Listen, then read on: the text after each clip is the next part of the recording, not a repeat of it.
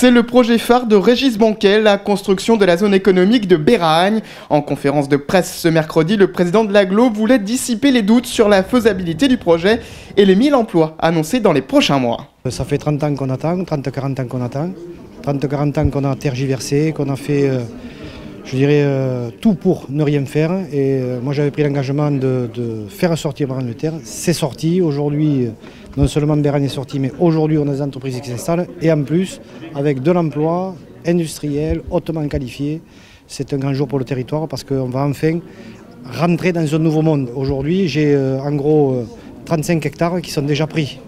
Donc c'est plus d'une quinzaine d'entreprises qui sont aujourd'hui en contact avec nous. Juste un détail, quand je suis arrivé à la présidence de l'agglo en 2014, j'avais 4 hectares de foncier pour accueillir des entreprises. Voilà la différence, c'est que quand on aménage, quand on met les structures en place pour accueillir l'entreprise, l'entreprise elle arrive, qu'elle soit du territoire ou qu'elle soit d'ailleurs. Parmi les entreprises qui vont s'installer sur la zone, le chocolatier Nougalet et la société Algo, spécialisée dans la maroquinerie haut de gamme. Cette dernière, déjà présente à Carcassonne, prévoit l'embauche de 700 personnes à terme et le transfert de ses 20 salariés sur le site de Béragne. On va créer 350 emplois sur cet atelier-là et sur la première phase du projet Béragne. Et tout type d'emplois artisanaux vont être créés.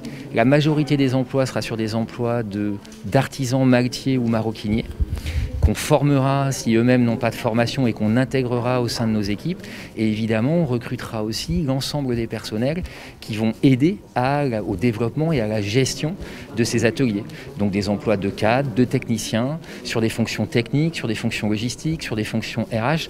Donc nos besoins, ils sont sur l'ensemble de ce qui constitue finalement la vie d'un atelier et le travail en équipe au sein d'un atelier. On va recruter 60 personnes ou 70 personnes dès cette année en prévision de la rentrée dans ce nouveau site, essentiellement de maroquiniers et maroquinières.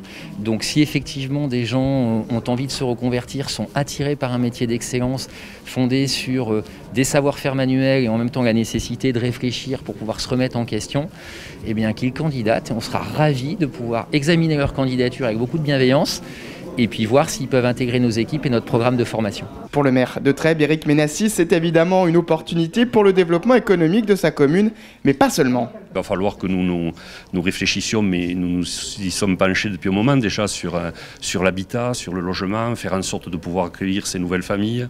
Mais c'est une réussite collective qui va rayonner sur tout un territoire et je crois qu'au-delà de la ville de Trèbes, c'est tout le territoire de Carcassonne-Agglo qui doit se féliciter aujourd'hui. Un projet chiffré à 15 millions d'euros avec un financement réparti entre Carcassonne-Agglo, la région Occitanie, le département et l'État.